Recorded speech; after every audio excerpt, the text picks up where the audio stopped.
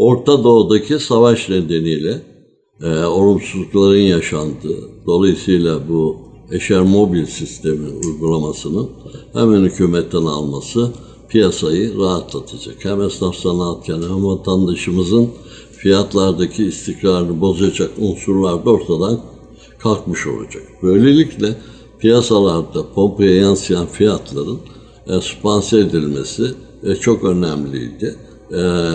Karar da zamanında alındı. Tahmin ediyorum ki yüksek enflasyonun ve bugünkü evrilme noktasındaki enflasyonun düşüşü önemli ölçekte gerçekleşiyordu.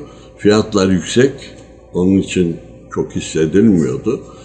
Ama biliyorsunuz en büyük girdi maliyetlerini enerji, petrol, bunlar tabii ki imalat sektörünü de aynı şekilde vatandaşın sosyal hayatında kullanmış olduğu işte hem ticari araçlar hem özel araçlar, aynı şekilde nakliyeci esnafı bu konuda bu fiyatlardan yüksek fiyatlarla navlun almasının önüne geçilmiş olacak.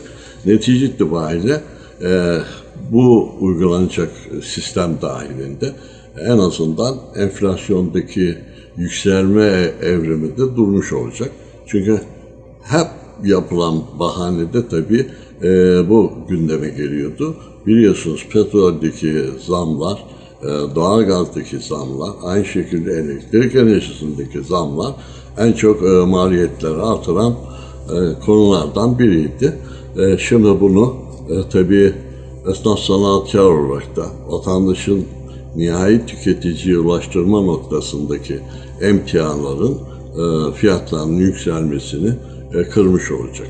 İnşallah ki bir an evvel bu Orta Doğu'daki zalimlerin yapmış oldukları, bu çocuklarımızı katledenler, aynı şekilde uluslararası bu işe seyirci kalanlar da inşallah bir an evvel bu meselelerin üzerine gidip bu ülkelerin sıkıntılarını aziz mübarek Ramazan ayında ortadan kaldırılmasının gerekliliğini artık insanlar hem idrak ediyor hem o açılan her televizyon kanalındaki bu görüntülerden bu aziz mübarek gün insanların feryat edişlerini duyabiliyor.